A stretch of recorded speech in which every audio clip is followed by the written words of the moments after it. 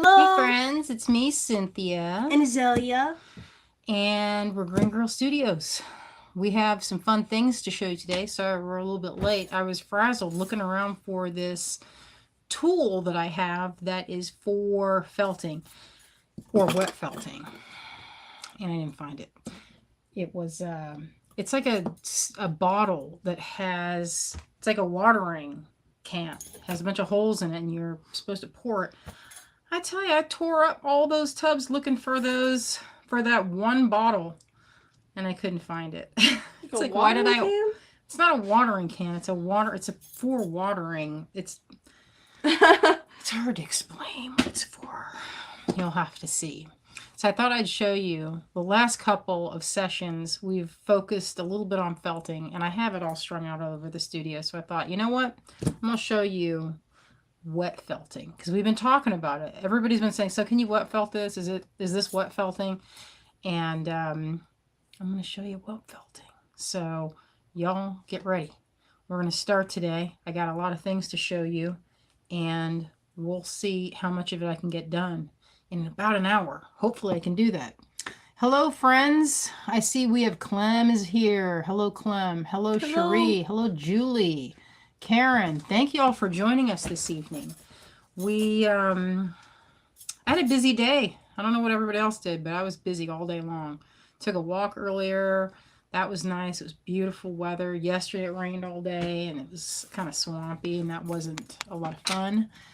But today was so perfect. Such perfect weather. And I was busy counting beads. So it was one of my favorite things to do is look at all the variety of stones and beautiful cuts and shapes.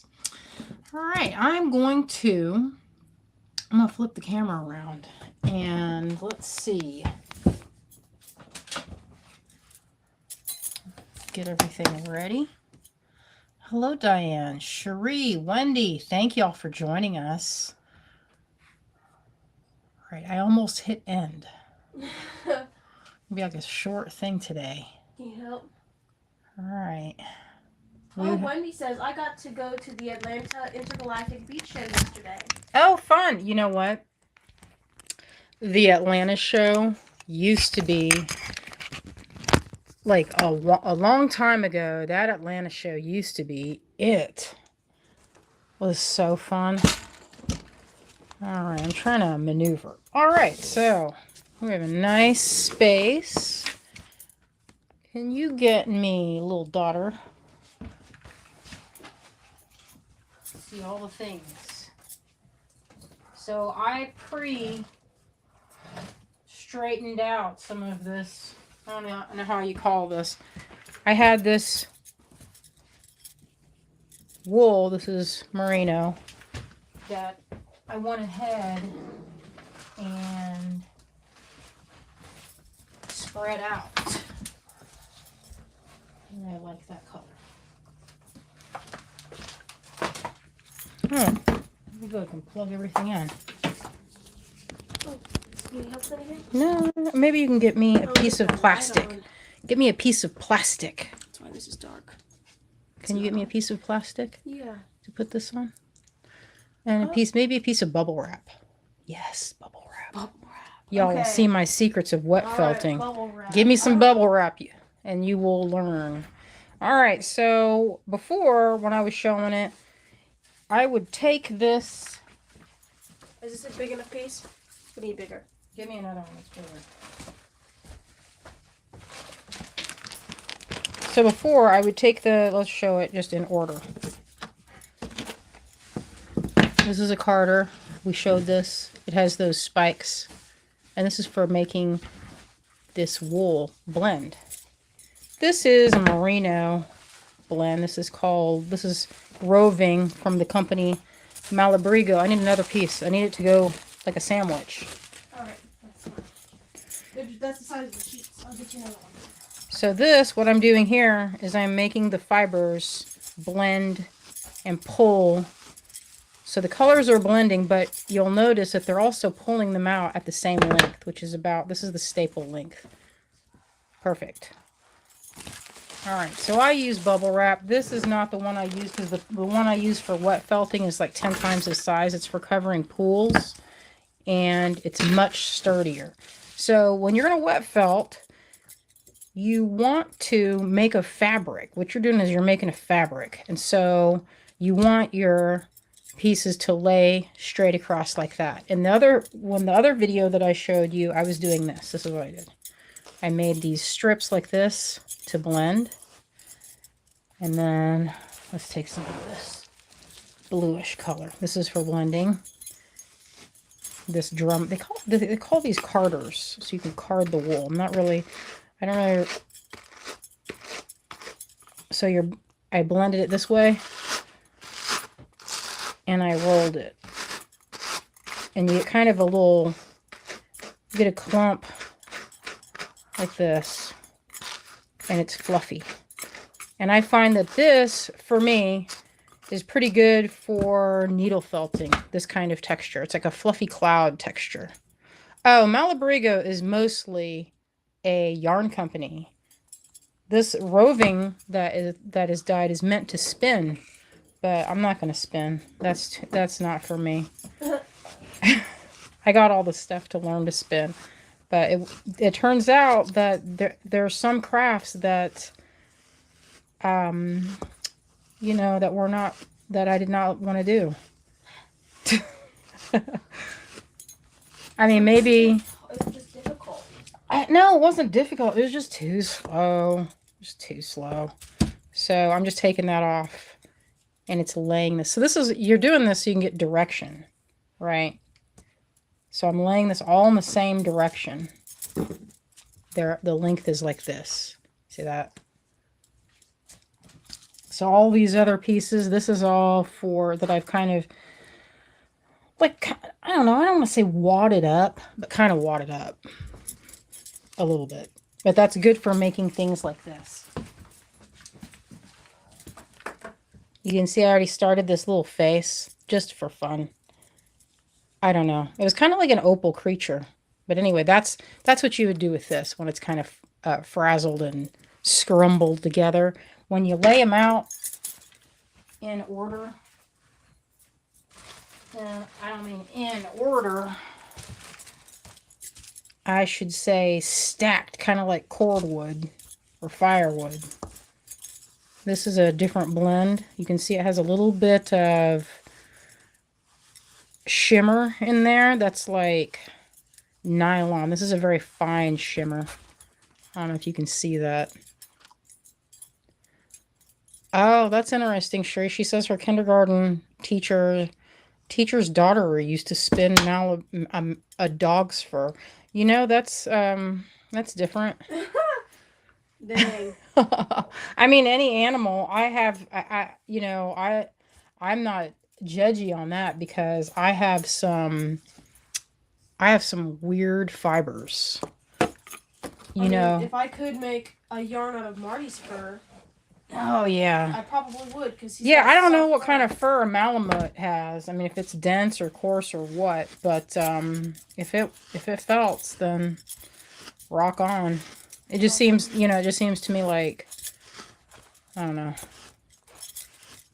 Yeah, I guess that's an animal that sheds a lot. Mm-hmm. It's just another thing to gather up. I feel like it's one more thing to collect. I'm not gonna do that.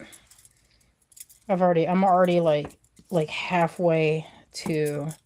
I like to think of myself as a collector, but in reality, I just like stuff.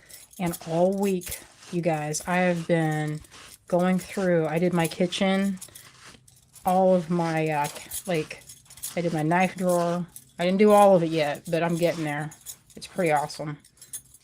It is pretty awesome. It's pretty awesome. It's getting. Looks pretty good. You know how sometimes you just get used to the mess? That's what happened. I got used to having like piles and drifts of stacks of books. So what I've done here is this is the staple length right there. That's how long, like say the sheep's wool, their fur grown out of their body, they cut it off and it has a length. That's called the staple length. That's that right there. It's about, I don't know, say 1 3/4 maybe? Doesn't matter. I'm making little piles. So when you are wet felting, you want to go in directions. And the reason is it's kind of like a warp and a weft. You want to make a sturdy fiber that will shrink at the same rate. Otherwise, you'll get a different shrinkage rate going one direction and shrinking different another, and you'll get kind of a bulgy fabric. And nobody wants bulgy fabric. So what I'm going to do is make a kind of a sheet. So it'll become clear why you want to have your staple length like laid out like this. So this is going to be the first layer. And you want to kind of slightly overlap. And this is the way, if you saw that witch's hat I made last Halloween, this is how I made it. It is far and away faster than knitting, because usually people would say, oh, you knit it and then you can felt it. But yeah, I don't know about that. No, that's too. I did that, and it is not fast. I don't know who was confused that day to try and tell that story, but maybe they're trying to sell a pattern. I don't know. But I knitted. It was supposed to be a market bag, and I shrank it, and the bag turned out to be really long and bulbous. I don't know if I told this story before, but it did not. And it was kind of a weird kind of a brown tan color that I used because I had this kind of crafty, like natural wool. And it was like a long drip, it looked like, that would fit maybe one baguette. Just, I don't know. That sounds goofy. It did not look good. And I felted it in the washing machine. It actually looked horrendous. I'm not going to tell you what my mom said when she saw it, because she was visiting, and she was like, what are you doing? And I'm like, this is felting, Mom. She's, why? She didn't get it. And I didn't, I thought I got it. But when it came out of the washing machine, I was not impressed. It did not look like the picture. Mine was really long. It was supposed to be like a basket, but mine came out to be like a really long, narrow basket. Like the head of it, or the opening of it, was like maybe like this. And then like way long, like 2 feet long. I was like, what are you going to put in this? Like a bottle of wine? It just looks weird. I didn't even give it away. I was like so embarrassed. I ended up cutting it up and using it to stuff a plushie. All right, so this is my first layer. You don't want to have... Teresa's saggy breast bag. It was so horrendous. My mom was like, it looks like an itlog. I'll tell you what that means in Tagalog. You can Google that later. All right. Don't Google that, actually, please. Okay, so that's one layer. I can kind of see a little bit of the right here. That'll make a real thin spot. All right, so next layer. We can change the color. And so what I'm doing, I'm pulling it from this. Looks good. Kind of ethereal. This stuff kind of drives me a little bit crazy because it goes all over the place. I'm like, is it even wool? What is it? I don't know what it is. Maybe it's silk. But you want to have thin layers. Otherwise, it gets to looking clumpy. And if you do it right, which is what I'm trying to do, you'll get a beautiful blend of colors. And if I were to, I was trying to get a good fade, but I ended up blending it. All right, that's another layer. So what you probably noticed, and what I can see from that video, is that this side is denser than this side. So if you do that, you'll have a very thin, you'll get a different thickness in your fiber or your fabric, the end fabric. You can make coats this way. I have a pattern to make some seamless garments. It's kind of fun. I made a poncho, and I made it too thick, and it looked like I was trying to, I don't know what it looked like. It looked different. I kind of felt like I would get made fun of if I went out in public by my own family. So By my own family. so I thought, maybe we'll just get this. Maybe this is just another learning. I definitely learned. I learned that sometimes felt can be not that flowing, maybe. It can make a stiff fabric. Very stiff. It's good for hats. The other day, I was looking at hat making supplies, and I was like, girl, what is up with you? You're going to go, and you can barely close the door in the studio. Actually, there's a lot of room in the studio right now. Cleaned it up good. Yeah, we did. We cleaned it up and packaged everything up. I found a lot of good beads. All right. So that's layer number 2. Oh, the cat caves. This is how you make one of those, but it's a little bit different. Make angel dolls in this material. I don't know if they did. Maybe. I don't know if I had felting on my radar at that point. All right, did I blend this? We'll find out. It's kind of clumpy. And then you go the other way. You can see the pattern here. That looks like a clump of leftovers from your hat. Like maybe whatever you had left over from your hat you put together in that bundle. I don't like that. I don't want that story. Nah. I'm dying to go. I want to felt it right now, but that would be the most unimpressive piece of felt you ever seen. Y'all would not be impressed. You'd be like, oh, is that what that's supposed to do? I'll show you how, at some point, I'll show how to do seamless felting, but this is just to make a sheet, just so it's, the information is in order. That's a nice purple. Okay, see, I almost did this direction. That's okay. You can actually go herringbone, but I'm going to go ahead and just do kind of like a checkerboard, I guess, back and forth. And the reason is to, like I said, you don't want to make your own saggy piece of felt. And that happened, I think, because it was a stockinette, and it was a stockinette stitch, and the spin cycle probably spun it so it just kept increasing and increasing out instead of, going in the right, like hand felting it. I think you don't have any control in a washing machine. That's like the laziest way to felt.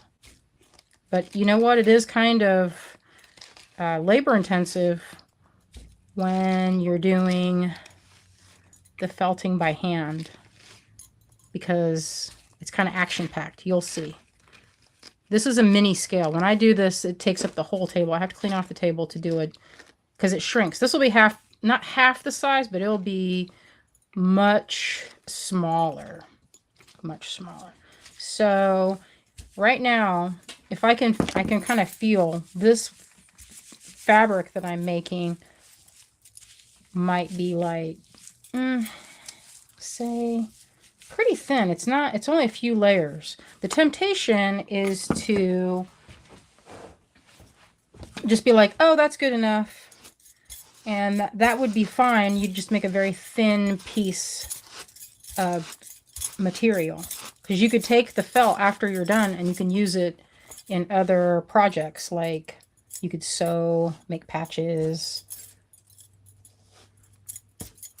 add it to something else, felt on top of it, cut it up, make a hat. But since this piece is going to be pretty small, there's not too many things. Probably make maybe a small pouch. The fun thing about it is it's very sculptural. You could go back in and sew it, or you could go back in and needle felt right on top of it, because the wool will accept other techniques. So you could go on with the machine and felt on top of that as well. All right, I'm going to put one more. I really want to do another one of this. I love this kind of moon glow color. Maybe I'll mix something with that wacky color here. It's a little bit kind of clumpy. That one, the handmade one that I bought from this gal, I went to the Southeastern Animal Fiber Festival and got some really beautiful fiber. All right, I'm going to go in the other direction now. I one time wet felted some like tentacles for the head of one of my cloth dolls. Mm-hmm. And I was told on the internet to use warm water and soap to felt it. Yep, that's exactly what we're going to do.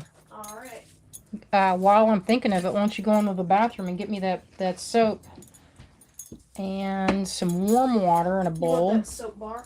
Yeah, that'll work good. And something I can, well, I was looking for that special nozzled, that thing, it looked like a watering can. All right, you needed soap and what else? Water. Warm water.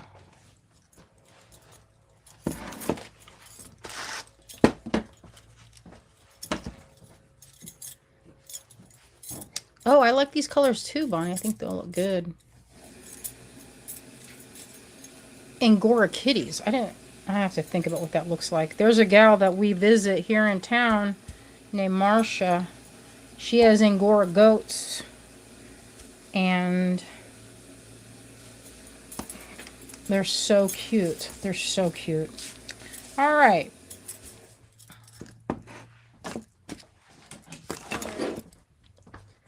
Warm water. Okay, so I'm going to, that machine or that little bottle did this. So you don't want to mess up what you've done. So I'm going to drip some of this water so it's not going to mess up. What if you sprayed it with warm water? Yeah, that works good too. And if you have any, I usually have a piece of gauze. It took me a minute. Or scrim. You know where some scrim is? Thought I had some. I just got it out. I was showing Joanne. I don't know where you put that, but I have. It's like cheesecloth will work. I know what it is, but. This is soap that is olive oil soap. I don't want to touch it. Spread it out for me, just to cover this. Alright.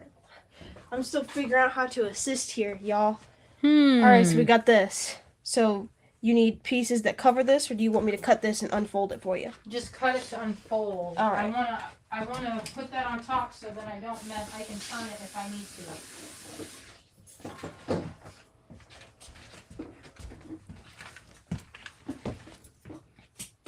And I have another piece of, I don't know if that's strictly necessary, but it'll help.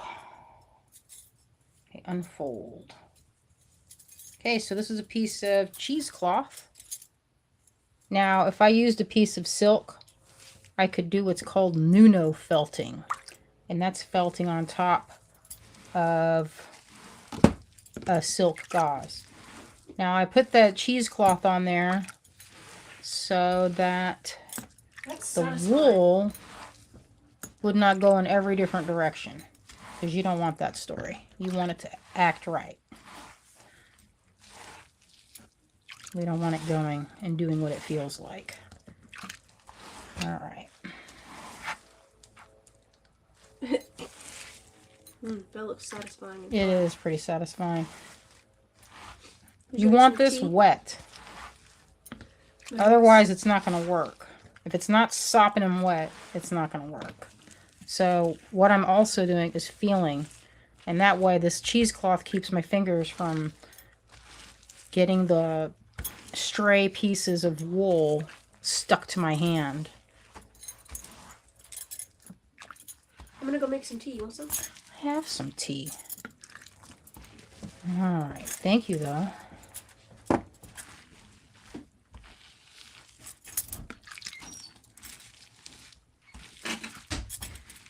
Okay. Yeah, this is pretty satisfying. All right. Next piece of... If you have a pool noodle, put that in there. And you roll it up. Karen, this is wet felting. All right, now you can kind of see there's a lot of, this is where you're gonna, I'm agitating the wool and rolling it. And you would roll this back and forth. I usually have rubber bands and a pool noodle around this, but now it doesn't want to do it because I didn't put the pool noodle in. But the texture from the bubble wrap gives a little bit of friction so that it will felt. Now I need to grab a towel.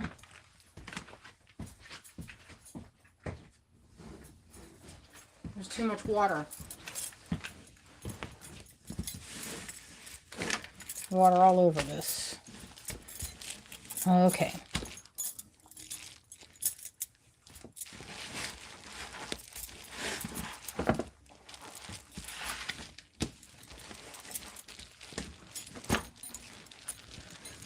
So what I'm doing is I'm making this so it's not so hard to roll. Otherwise, we'll be sitting here slipping and sliding all day long trying to get that to felt. Now,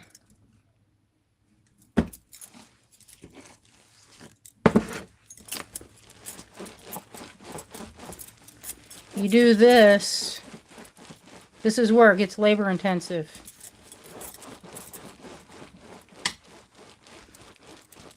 Because they say, oh, do this like 100 times.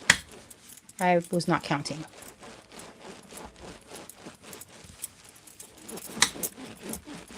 And I'm going to check it. Probably needs more. But I've made slippers this way. For that, you need a pattern on the inside so you can cut it apart. All right, let's check it and see how it's doing.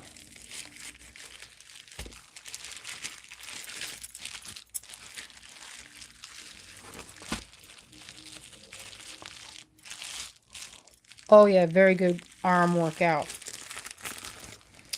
All right, at some point, you want to remove the scrim or cheesecloth. Otherwise, what happens is it might felt to it. And this has a purpose, which is to keep your fibers from going all over the place. So you don't want it to felt together. You can already see that it's starting to felt to it. So I'm going to remove it while I can. So wet felting, you can see some of the pieces are coming up. You don't want, that means this is not completely felted. So it needs to go, it needs some more agitation.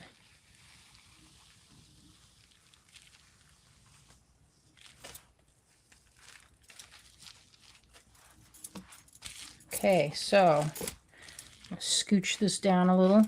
And you can see that this side of the fabric that it's making is different than this side because that was the first side. I'm going to center that a little bit more. Tuck in those sides.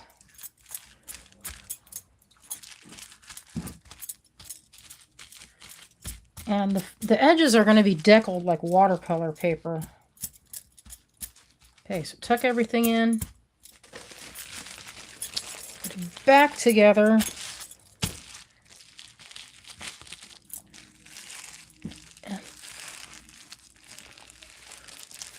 Yes, Cherie, the reason you're rolling it is to cause the fibers to become one, to meld together. And they do. They will mix together because of the way that the shrinkage you saw. If you lay them all one direction, it will shrink like this. If you lay them like how I have them interlocked, stacked, they'll shrink at the same rate. So you want that. If you're making something like a hat or a clothes or something, you don't want it to have a different shrinkage rate. Unless, of course, you're doing something like, say you want to make the waist of a jacket and you want it to nip in at the middle. You could use that to nip in the inside of the jacket to cause it to shrink in such a way where it's following the line of the pattern or the body. Pretty fun to watch you do that, Mama. You know what's going to be fun is when I slam this guy down. That's you know, the slamming. I remember. The slamming. The slamming is my favorite part. Listen, if you have one of those days where you're kind of like you need to kind of punch something, or you feel like you need to get some aggression out, wet felting is a good thing for that, because you can take that energy and get something pretty at the end of it. All right, let's check it again. Maybe I'll do like a little class where we can do some booties, some little slippers. Azalea and I were fantasizing about having a retreat. We're like, would people come if we did a retreat? We're going to one this weekend. Our friends over at Pearls, it's a local yarn shop, they are holding it this weekend. So we're pretty excited about that. We leave on Friday. It's only in Montreat, but it feels, you know, it's fun to get out, to get that excitement and adventure. It's got a nice forest next to it too.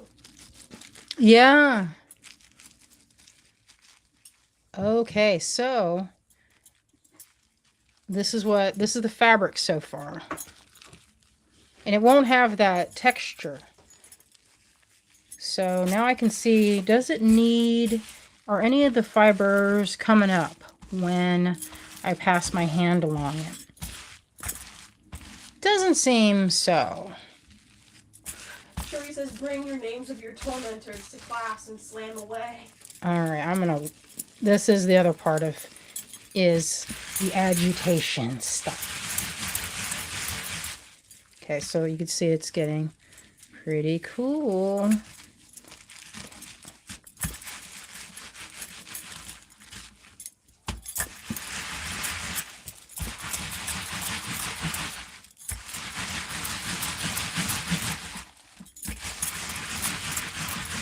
All right, not me huffing and puffing over here. Okay.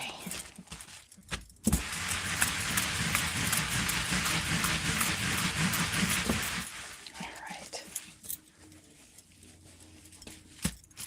Okay, this side could use a little bit more blending.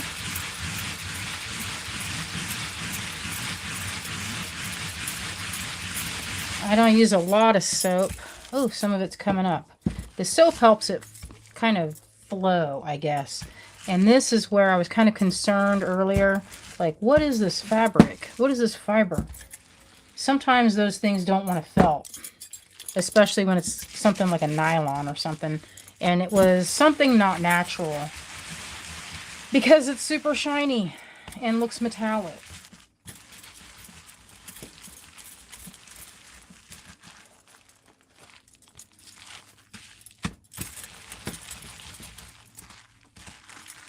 Okay, that's kind of fun to do this part.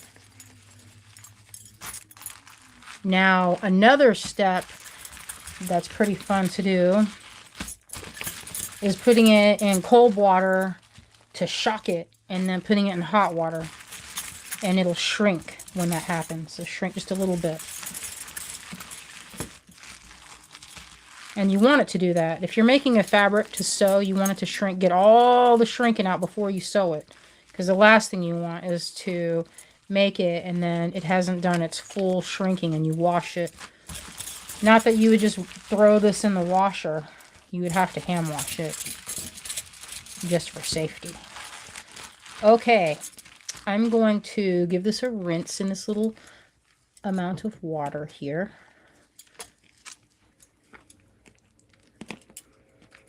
It's a lot. This soap is, it's getting to be a lot.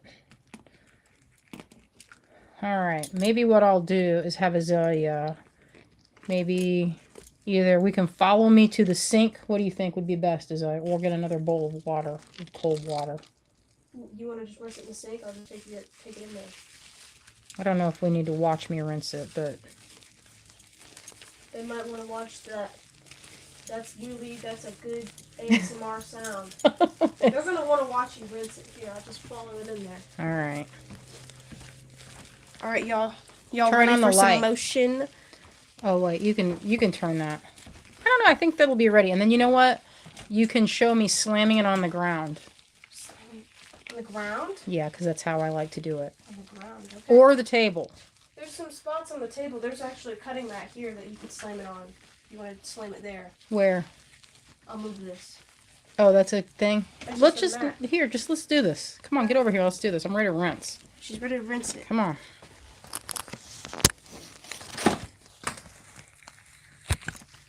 You guys ready for some motion? Okay. Okay, we've got to scoot back here.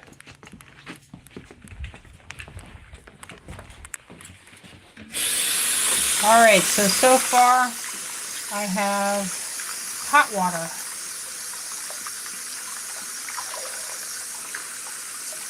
I'm squeezing all the soap and everything out of it.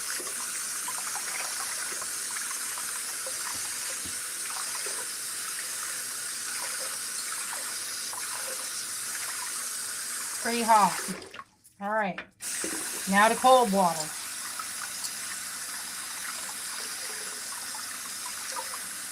And this is going to tighten it up. But what will really tighten it up is slamming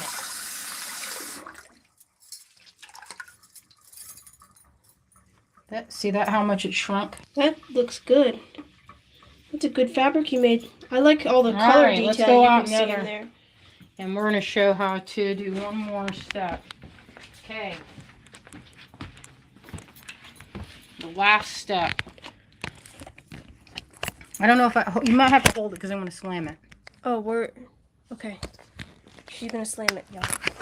All right, where are you slamming it? Right here. Right here. And so it's going to go slam. Okay, get this wool out of the way. Okay, get ready. She's slapping it, y'all. Slammed it hard. Usually I would do this on the table, but there's no way. I have some distinct memories of waking up at whatever hour in the morning, hearing the flap, flap, flap in the dining room of her slapping that big witch hat on the table over and over again. All right, so if you do that in one direction, that's how you do it. Take that. And then. Oh my God, your hand's getting all red. All right. I like all the different colors you have on the top. You look at it, it's like a different little thing in there. I'm going to clear some of this up. All right, give me a minute while I don't know if y'all like that Adventure Time season. That's an adventure right there. All right, could you put this in the bathroom, my dear? Yeah. Thank you. You gotta breathe a little bit after that.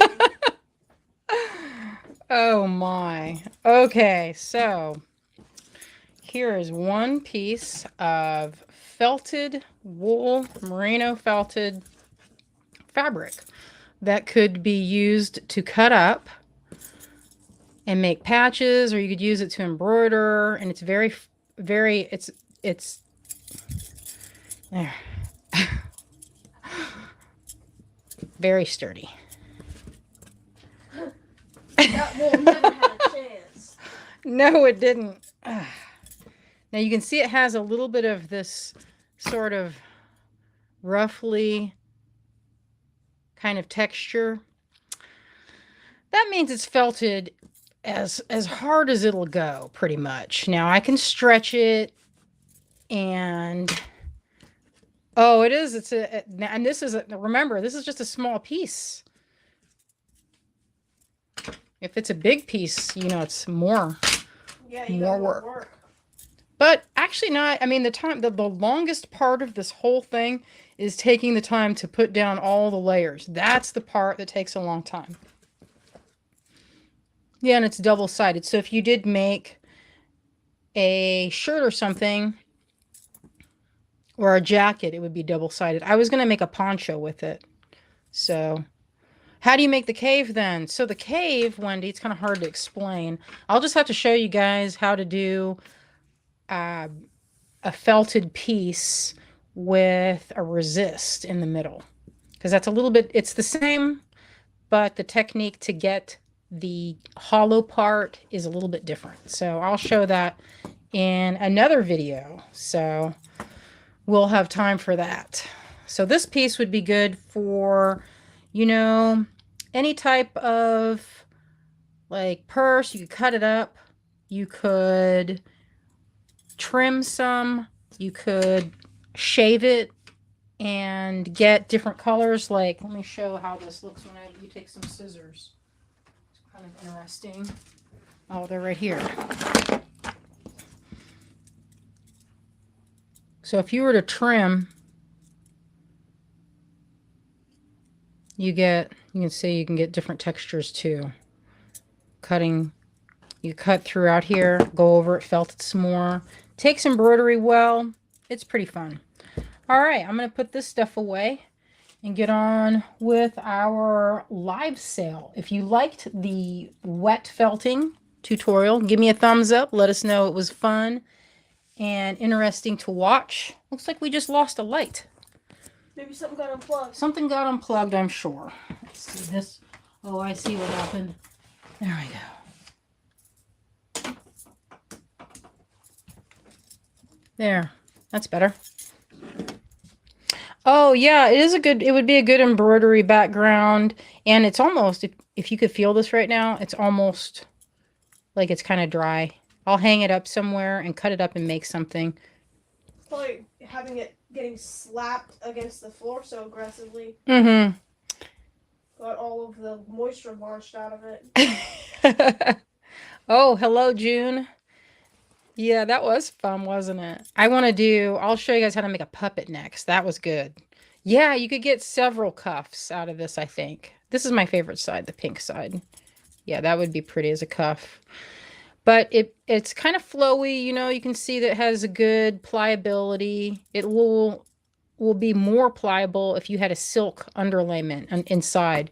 So if you saw that I pulled this scrim out, if you had silk, it would attach to this. You would just use this as the middle part. And that's when you see those little, if you've ever gone to an art show and you see like beautiful hand felted tank tops and things with little translucent or sheer passages, it's the silk. This will bind, the wool will bind this, but I removed it before it could bind. So anyway, that was pretty fun. Could make a book, like a book cover. That'd be neat. Stiffen that up. I don't know. This might make a good hat, this side. I would like to get some blanks, but I'll use the same technique to make booties. Little. All right. I'm going to let that dry somewhere in here somewhere.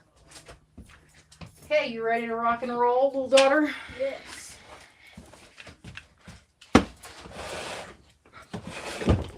All right. Where'd that thing go?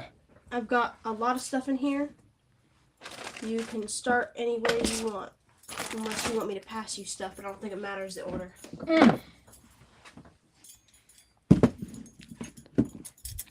It's nice you have that little thing on there. Oh, yeah, like an art journal cover. Oh, Marty does want booties, Kalite. He does want booties. That's correct, my son. All right. Where are we starting first, little daughter? You could start anywhere in there. Just grab something with a tag. Okay, I'll start with this. This is from... I like those. I know. I got these in Tucson. Let's slash them. Give me a pen for slashing purposes. Pin for slashing purposes. Oh, I have the one pen here for writing. I'm gonna have to find you another pen. Oh, I found a black one here. All right, this is Pink Opal. We bought this in Tucson. 12. Let's make these 8. Love the slash. Well, sometimes it's fun to slash so they move, you know. If you keep sitting on it, then I'm storing it forever and always. Although with these, they're beautifully drilled and they're a really good soft pink color. This lighting is kind of flattening it Makes into it look white, but they're not white. They're like a ballet pink. This lighting is very bright. And so this is lot, what does that say? 853, $8. Look how pretty that is. They have a nice shine to them. And in my light that I'm looking at, it's very soft. It's very pale, translucent pink. I like pink opal. I think it goes with a lot of things. Like, I love it particularly with this. Look how good this looks together. It's like, it's a very iridescent. This isn't iridescent, but it has the feeling of that. Maybe I'll show it closer and it gives it that kind of milk glass. It reminds me of milk glass. That's what it's like. Don't you think? It's like pinkish the way. Yeah, it's almost translucent in the edges. Mm-hmm. You get that little bit of glow. I don't know. I love it. I think it's best. I would use this personally for anywhere that light is going to kind of drift through. Like earrings. You know, look at that stacked up. Something blue. Blue with this would be killer. Oh, wait, you got any blue over there? Oh, let me see if I do. No, I have a little bit of blue, but that is not the right color. How many does we have in there? Oh, I don't know. Let me see. This one I made more because Yeah, I bought a lot of it. I did buy a lot of it. Looks like you might have 5 or 6 there. 6. All right, 6. Look at this. Like, this is. Oh, we forgot to do the cover thing. My graphic. Oh. We have a new person here. Oh, right, okay. We're We're going to pause this so that Azalea can show her graphic of how to do this. If you've never done our live sale before, this is... All right, Azalea, let's see. So to bid on an item, simply comment the displayed lot number. An invoice will be sent to your given email address. It will say Greengirlstudios, complete your purchase. It's very easy. Mm-hmm. Now... If you've never shopped with us before, we will not have your email address, so you'll want to send an email to either my email here, Azalea Ogden iCloud, or our email that's usually on our board or throughout the video. That's Greengirlstudios at Yahoo. And that's it. We send an invoice from there. That last one is just a little notice, and then our social media at the bottom. We made it quick so we can get back to it. Y'all can look at the gemstones. Mm-hmm. So this is purple chalcedony. Look at that with these. So juicy. So juicy. Lovely. So that was, if you're watching, that's pink opal. It's a really good, it's not as like warm pink. It's more of ballet pink. It really is. So $8. And they're well drilled, so you could get those through. If you wanted to make a treasure necklace, I mean, look at the size of that. You can get wire through there easily. So you could put that on a head pin, if that makes it easier. You know what else looks good with it is aquamarine. I always think aquamarine is good with that. Yeah, I wish these were tanzanite. Those are not tanzanite, though. All right. If you're watching on replay, remember, don't comment in the comment section on this side. Email, and I'll let you know if we have any. We don't have any deep stock of a lot of these pieces. This is, what's this? Okay. I have some of this purple ruby. Okay. Screen for that part. Not watching it if you're watching the replay. Mm-hmm. Yeah, we should. So this is ruby. It is a pinky purple shade. Look how good it looks with this. I know, I love it. I think this would look good with something. Oh, let's see what that would do. It's emerald. So emerald and sapphire and ruby are all corundums. They are all on the Mohs hardness of 9. So that means it's a hard stone. Second only to diamond. You actually need a diamond bit to cut it. And I would show you, I have a lap grinder and a Fordham with diamond tip to drill. But it takes, you burn through. It takes like an hour to make one to drill like one big bead. How do you carve diamonds? With more diamonds. That's crazy. That's the only way to do it. You use what they call junk diamonds. They're like black. They're not good for, they're not good for gems, you know. Oh, did I even show what that was? Yeah, the ruby. I didn't even get a chance to slash it. It starts moving on before I've even started. All right, let's put these at 12. That's a steal. Hot ruby. Didn't get to see the number. 852 slash from 16 down to 12. These are well drilled, very beautifully polished, very good color, and the shape's nice. So I graded them so that you get the dark ones on this side and the lighter ones on this side. So you could match that up if you wanted to do earrings. There's 2 of that side, or, you know, you just make a necklace. That's a steal, by the way.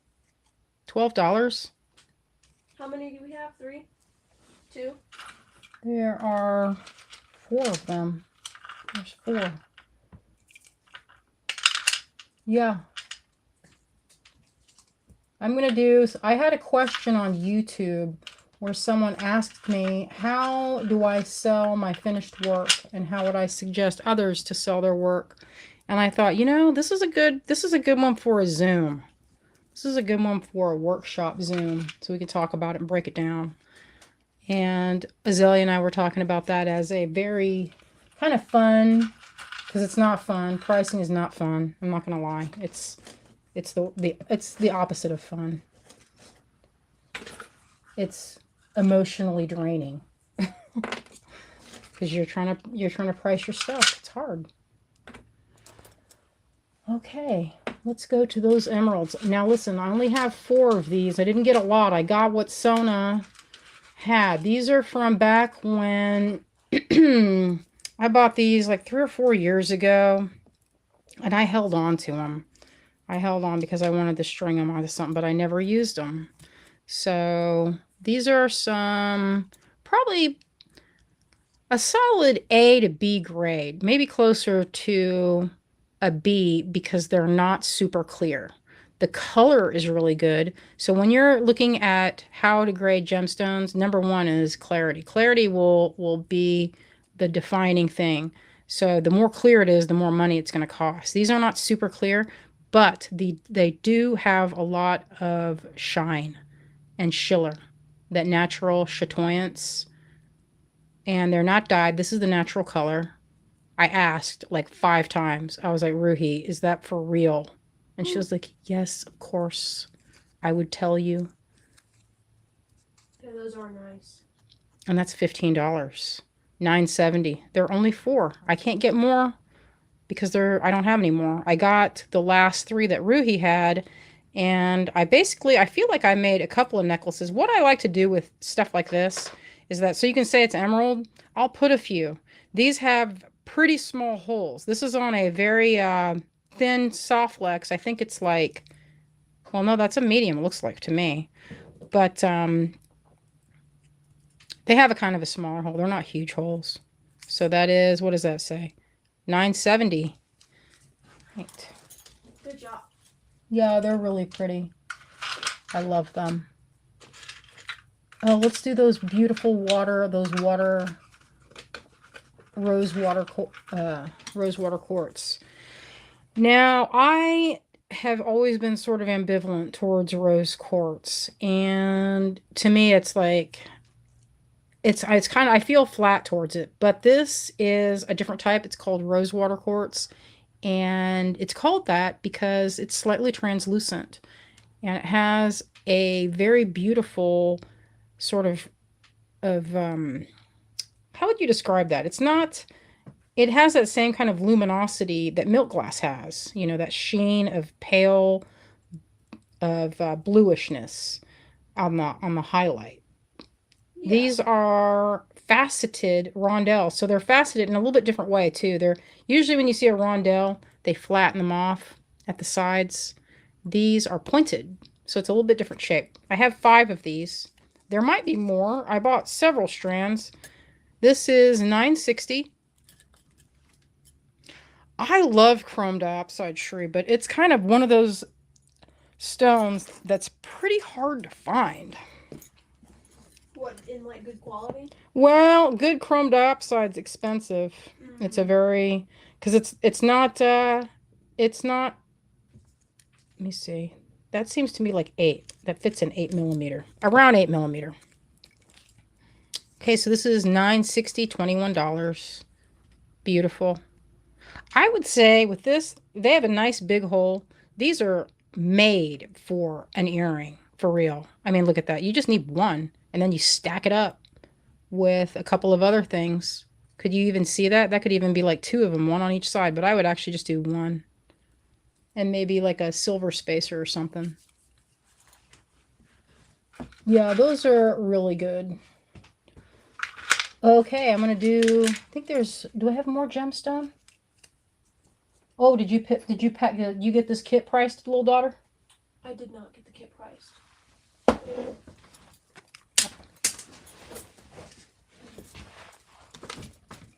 All right, I have some of this lovely business. Oh. Mm-hmm. Oh yeah, the sunstone. These are a pretty good. I mean, when I say pretty good, I would say these are a double A grade because look at all that glitter. So sunstone comes in a lot of different shades and textures. So you can see it. Sometimes it'll look just like peach moonstone. And sometimes it'll look like very, very clear. I have some, I want to show you this because this is something I bought a long time ago. Where is it? Oh, I just got it out. So I used to buy sunstone from my buddy Derek Lusk. He's married to Leah Fairbanks. I don't know if you remember those folks from the way back in the bead biz. He had a sunstone mine in Montana. This is one of his sunstones from his mine, and he set a ruby in, I don't know if you can see that. Can you see that? There's a little tiny ruby in gold. That's from his mine. So this is considered triple A grade. There is no better grade than this. This, I'm not going to tell you how much I paid for this. It's a lot. I was making a doll necklace. This way here. This is the doll necklace I was making. I didn't finish it because I had to make a clasp. I don't even know if you can see this, how small. Those are diamonds. Boy, my dolls wear some highfalutin necklaces. So some little bitty diamonds in there. And ruby and spinel. And I was going to put that like this, but then I looked at it and I was like, I don't know. That doesn't look that good. So you can see the color difference. From triple A grade, this is like the nicest you can get, to this. So this would probably be a solid double A grade right here. And it's 26. 955 is that number. And I will bring that down. Let's say 22 for that. That's a new strand. I was just feeling loving. Feeling some loving kindness right there. 955 for some of this. I have 5 of them. Look how gorgeous that is. Yeah. We met a guy in Tucson the last time, and he had lattice sunstone. And that's kind of like this one right here. And it goes in a pattern. It like stacks up with blue dots. Those beads were like $400 for the smallest strand. I was like, man, I wish I had the money for that. But then I found these and I was like, okay, it takes the sting out of that. For sure, takes the sting out of it. All right, I think I've done all of those gemstones. I'm going to show you all some metal. So while I was going through my studio, oh no, I have one last thing to show you as far as gemstones. And I don't have a lot of this. I'm going to warn you now. I only have 6 of this kit. So this is something I gathered up from what was in my studio. None of this is new except for this. And this is new by a couple years. Bought this a couple years ago. This is Hestonite garnet. I showed it last week. So this you get a full strand. I'll pour it all out. Oh, the Unicite is new. Oh, and the Unicite is new. Those are the things that's new in that. This is from my buddy Kia. There's a lot of this is from my friend Kia. So I didn't have a lot of it. I only had like 4 or 5 pieces. What about Oregon Blue Opal? He might have had that. Are you talking about like oh no, I said Montana. He had a mine in Oregon. That's right. I don't know why I said Montana. I was thinking of sapphires. So a lot of this is from a lot of the rough. There's a rough ruby in there, rough hessonite. And look at this. These are, oh, these have a nice shine to them, don't they? I bought these probably 24 years ago. I bought the whole strand and I used probably 4 of them to make pendants. And that necklace was in Stringing magazine. All right, so there's a beautiful piece of kyanite. Look, natural crystal, just drilled. So perfect. I know. And then I found this Aquaterra. That was a long time ago when that stuff first came out. It's like the good blend. Oh, of Oregon Blue Opal. You know, I've seen it, but I want to love it, but I'm not real super impressed with it. I feel like I like it, but it is expensive. It's kind of a high. It's like Larimar prices. Larimar, for some reason, is always expensive. This is Spiny Oyster that I got from Marilyn Burke 22 years ago. She got this when they really restrict the divers. You can only go 1 time a year to get that. So I threw that in there. So is this one at $9.71, little daughter? Correct. 54. $9.71. I have 6. This is all that's in there. So if you've ever bought anything from Kia, you know her strands go high, high, high because they're rare. You know, she gets small quantities. And so all that, $54. $9.71. I only have 6. And that's because there's no more. That's it. That's it on that. Look at this weirdo shape. That's it on that. I went and I found stuff in my collection and was like, I might as well share it. Why not? Let's see what happens. All right. So that is my gemstones. I think I have, and the quality of this is outstanding, by the way. I didn't even talk about that, but I showed it before because it's so rich and delicious. Look at that. Hessonite. Gorgeous. Where'd the bowl? Oh, here's the bowl. And these are particularly lovely. I've never seen them. This stone, I found this during Tucson. This is the newest of that. Or that's the newest thing in there. These, have you ever seen these faceted? I haven't. Look at the color on that. It's like pink and green beauty.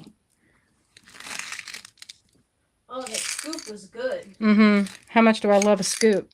You would have some traction on the internet if you posted videos of you using such a scoop. Oh, I didn't know that. You should do it. All right, maybe I will. All right, so if you're watching on replay, $9.71. Oh, Awesome Earth Treasures. Yeah, this one's a very earthy blend. I found a bunch of boxes of stuff in my collection that I haven't gotten around to pricing, but I'm going to try and do more kits like this from the small amounts of what I have. All right, so I have one of these in bronze. Let's get this. So this is 15. I'm going to slash it to 12. You guys like that slashing? I like it too. We can trade pens because this one's better. $9.53 if you want a bronze one. This is what I use on my treasure necklaces and on my, well, it's a good one for a lot of different. I was just turning around to show this. So this is one of my all-time favorite things to end a necklace. So I love using these little seed beads. These are sterling. And so you would put it like that. So the key is you want to make it the width. Your loop should be the width of this bar and the other arm. That way it's not too loose. You don't want it floating around. Look how pretty that would look. Or that does look. Yeah, that is good. I have one of this little guy. This little manatee I've been hanging on to. I was going to make something with it. But I put it in this sale. Look how cute he is. So cute. I love manatees. Blunt in the face. Bonnie needs some little sterling beads. I will see. I've heard people say that. Maybe I'll go hunting. They're not inexpensive. That's the only thing is you're like, how much are they? That's the thing is that there's very, very little wiggle room because people sell it by the gram weight. And usually there's not a lot of room for markup on that. So I'll see if I can find it anywhere that has good wholesale and that's actually nice silver. Sometimes you can find it where it's plated brass, but I like them when they're just silver, you know? Yeah. I don't know. This was another one that I was going to make something with. It doesn't sell. I'm not too worried about it. I'm not worried about any of it, but this is $9.69. Has a little built-in jump ring, hand cast bronze. We'll do 20 on that one. $9.69.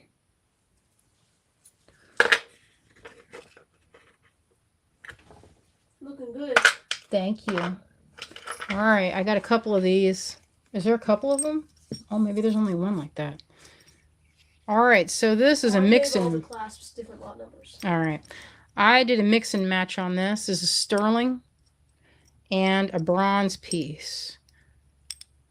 Azalea ties it so that that's the part. I'm I know loosen that it it's up. supposed to go in there, but I didn't want it to get separated. Mm-hmm. Yeah, I love silver. It's so expensive. That's the truth. So that's how that looks.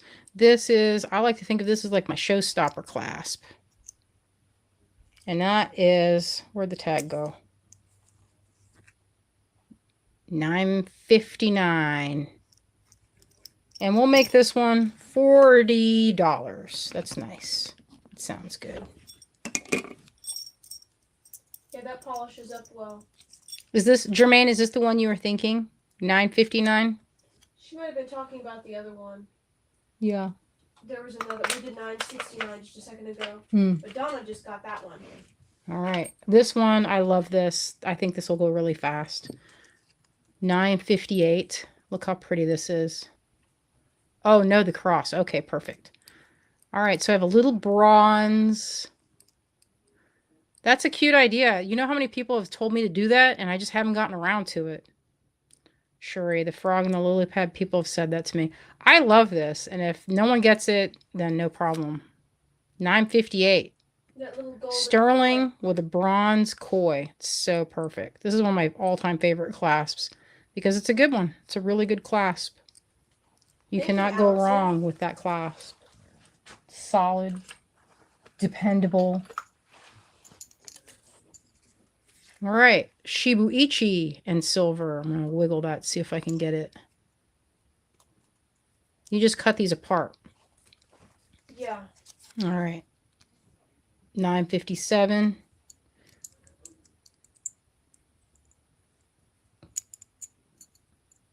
That's what that looks like. We'll do 40 on that one too.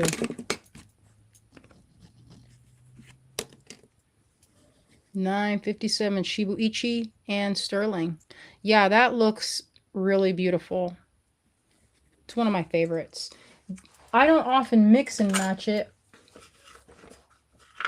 Just every once in a while. Okay. $9.52. Here's a bronze mushroom clasp. Fine silver. That's what Nancy's. Do I ever work in fine silver? I have. Fine silver is pretty. It's very white, but it's a little bit bendy. So sometimes that's, and it can be kind of dull. It can be pretty dull.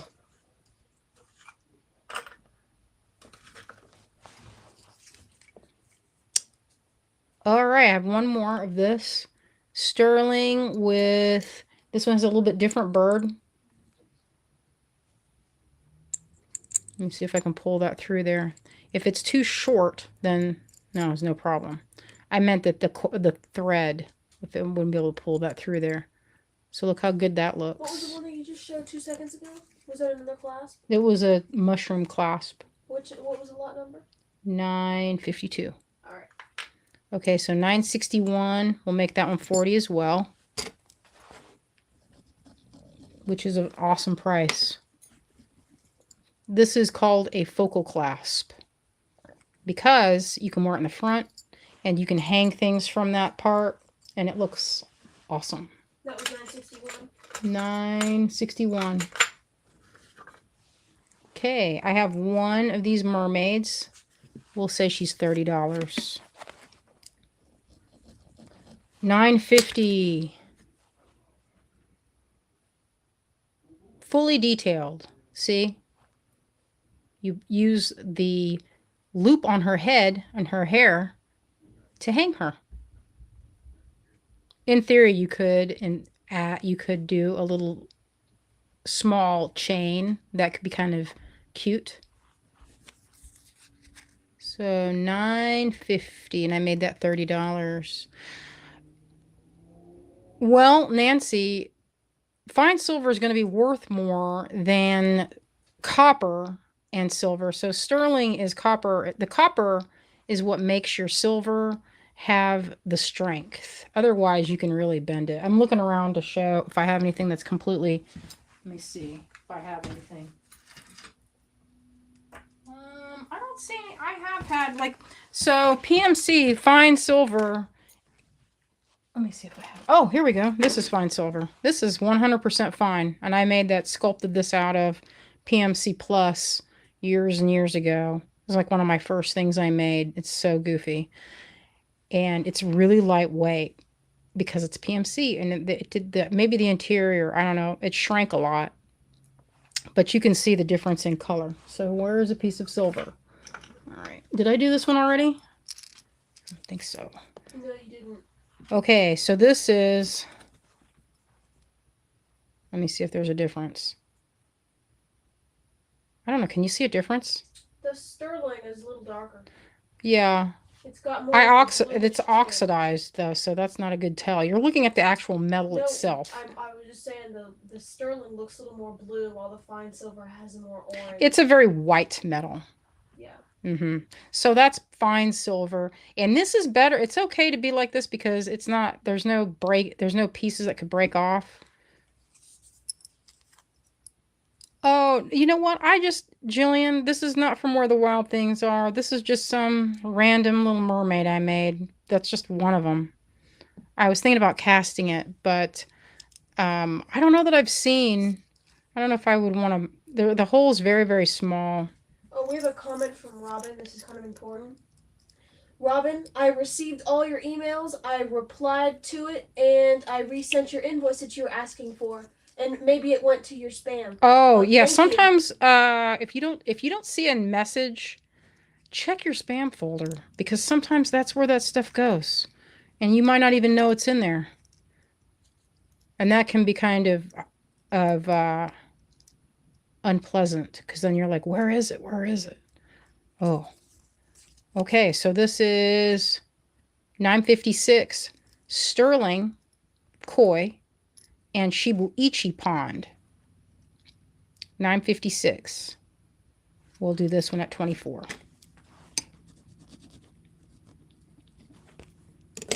Yeah, that looks good. Mm-hmm. Oh, so got it. Thank you.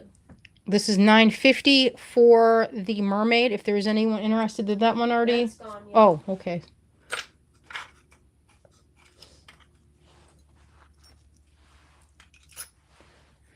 I love silver. I know, me too. I love wearing silver. I do too. I love it. All right, this is, speaking of silver, here's a little silver wisdom mermaid. Does that say wisdom? Yeah, I got that. So a little wisdom mermaid. Pretty heavy duty. $9.62. You can see. Pretty nice. $24. Looks like Kay got it. Thank you. All right, I have a couple of these rings. Did I say? Oh, there's only one or two of them. Or you marked each one. Yeah, each one has a tag. Oh, so these, I think this is one I did during a live. So I have these, a couple of them. They're adjustable. If you're interested, this is how it looks. Isn't that so cute? He's so handsome. I like how you painted it. Perches on your finger. And I have an unpainted. So I have these two. I have them. I usually sell them. I marked them at $24. Oh, that unpainted one should have a tag of its own. It does. It's sitting right here. It fell off. Yeah, that's the only thing about that. It's open, so it falls off. It's okay. So this is $9.67 and $9.65 for the plain. And if you put your name in the, or you put your size in the comments, I'll stretch it to the size you need. Well, first we'll see who If anyone wants it. And whoever gets it will actually. And I'll put these at 20. That's pretty good because I usually sell them for more at like our gallery shows. Okay. All right, Julie Liston wants lot 965. What size do you want, Julie? We can stretch it or make it smaller. And I'm writing it down now so we remember. Yeah, because I'm putting the, well, Azalea, you can. I'm writing it here. All right, she wants a 7. Thank you. Oh, okay. Look how cute this is. So this is a very small, very petite bronze button with a mermaid on it. Isn't that cute? $9.51. I have one. $12 if you would like. There should be 3. Oh, there's 3 of them? Oh, I see them. Nice. I know, I love those little charming itty bitty tiny mermaid buttons. Yeah, they came out good. So I have 3. Oh, friend Donna. Hi, Donna. Like hanging out with Donna when we get set up together in Oakland. I haven't done that show in a really long time. We had good times at that show of Ava's. I think it's Ava's show now. Used to be a Beat Society show. Babe. If anyone remembers those good times. All right, $9.53. Let's do 12 on that. Little octopus. Is there more than one of those in there? I didn't see them. They're kind of small. There's only one. There's only one. It's 12. $9.53. Look at how cute this little octopus is. I know, it's so aesthetically pleasing to look at.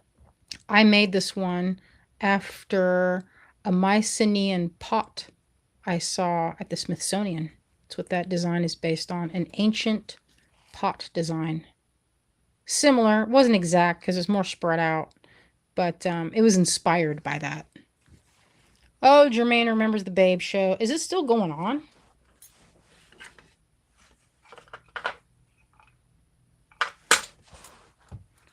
I don't know if it is.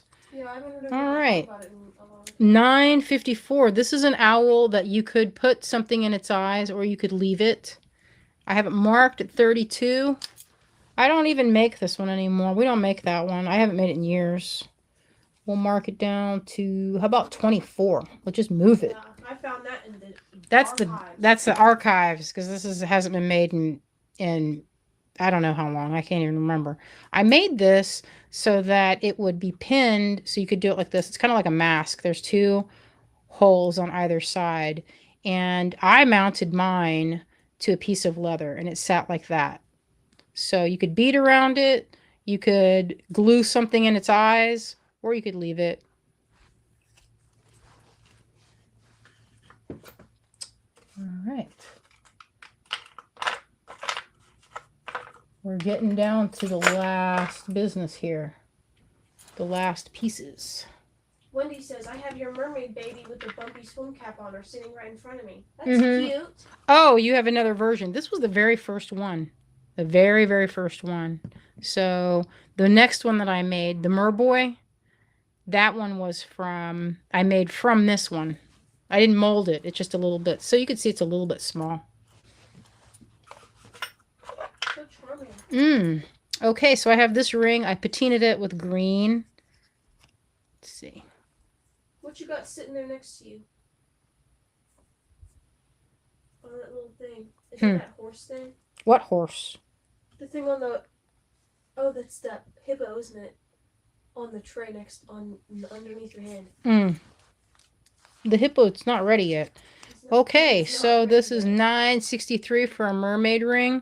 I had someone ask me if I made a mermaid ring, and I was like, I usually have them where it's like one of these, mounted like that.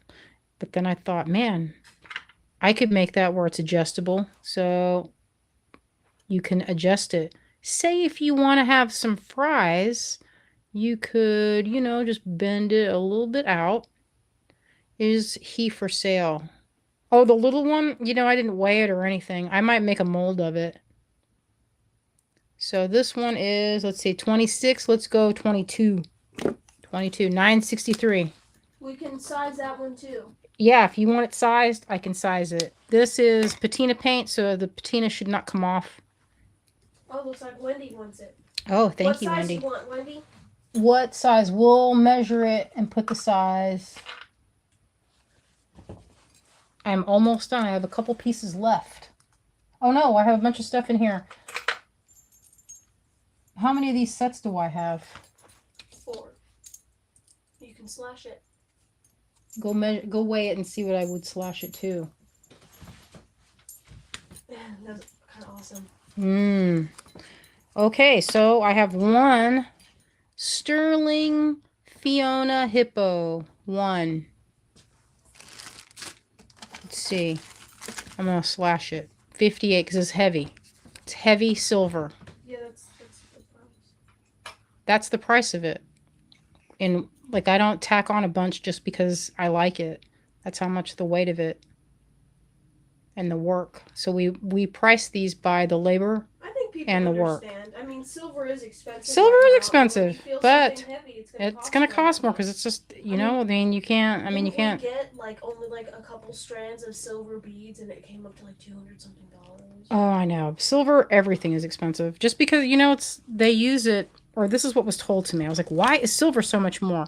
Because, the reason. What was I even saying? I forgot what I was saying. You're talking about the prices of silver.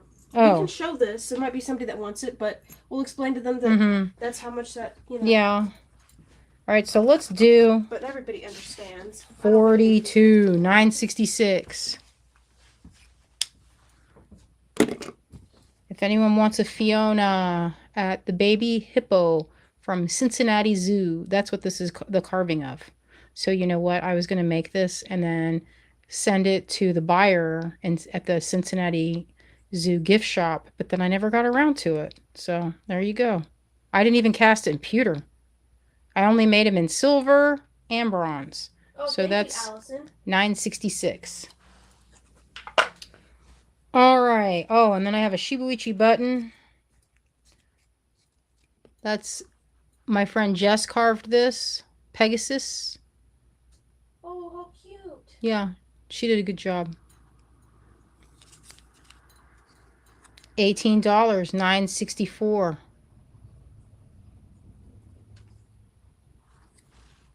All right, the last of the evening. Let me see.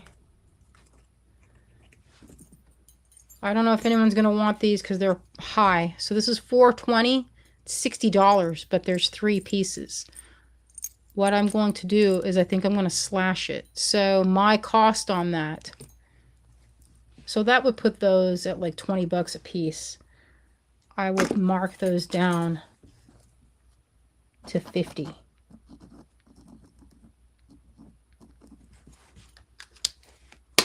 And that's for the 3 pieces here. So these 2 work together as a clasp. This is your extra so that you could do a knot. And by knot, I mean loop. I don't know why I said knot. Do a loop like this and put that little guy in there like that. And that's the look. Use leather or whatever. But that's what I made that for. It's kind of reminds me of a bird head. But this was in the turkey tail kit. I made some in sterling. I don't know if this is going to be long enough to seat that, to show, to demonstrate that. Get in there, you. I made a tangled up mess. So she tied it good. So anyway, it sits like this. And I have 3 sets. And it's nice heavy duty silver. No, it's $4.20, Allison. You got it. We have 3 of them left. There's 3 left. If we don't move them this time, because since we've had them for a while, she's probably going to use them in her necklaces next. Mm-hmm. So this is probably that's the last time. We've shown it a couple other times. Well, the thing is I get it because it's expensive. Yeah. It's not a cheap date for real. But that's the thing. Silver, I mean, you can always buy it in pewter. We have it in pewter. Oh, I have one more thing. Oh, so I have these little, okay, so I sold these a while ago. These are hand carved sapphires. I've never seen this cut. I asked my friend Tawny a long time ago if he'd ever make something like this. I showed him in my sketchbook.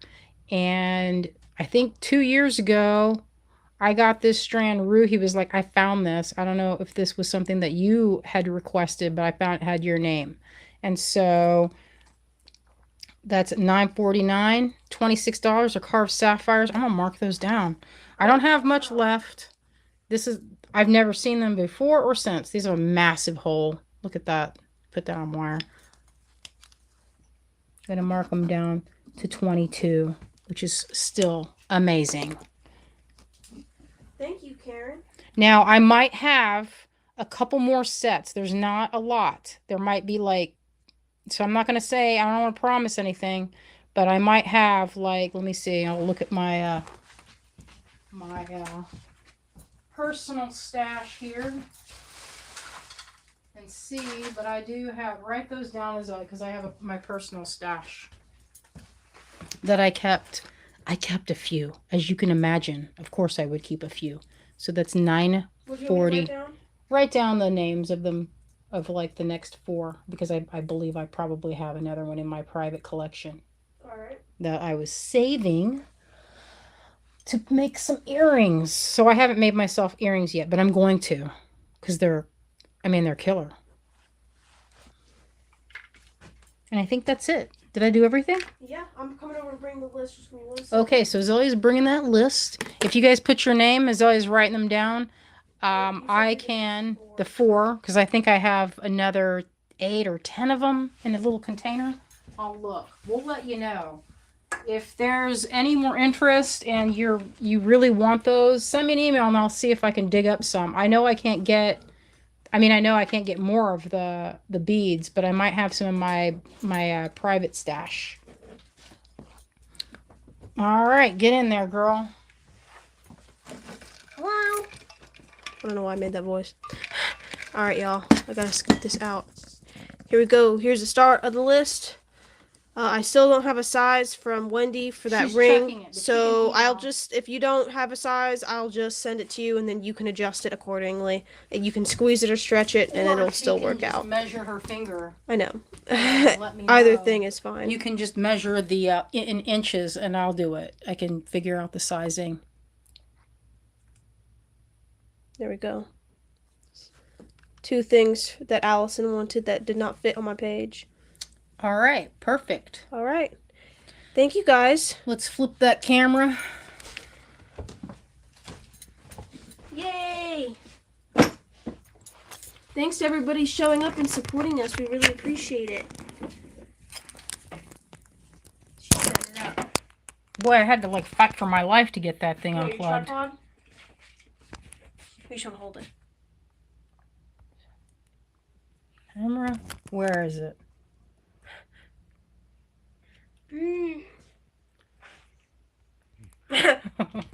All right. Thanks, friends, for joining us on this beautiful Sunday evening. And we will see you. We're going to go again. What do you think? Wednesday? Let's do it again. Let's do it again. We've been going on Wednesdays and Sundays. Yeah, it's been fun. You know, yeah, it has been good. So we'll do it again. And we love you out there. Thanks so much for joining us this Sunday evening. We know you have a lot of choices of things that you could spend your time on. So we really appreciate it. We hope you have a wonderful and creative week. And we will see you on Wednesday. Bye. Good night. Thank you.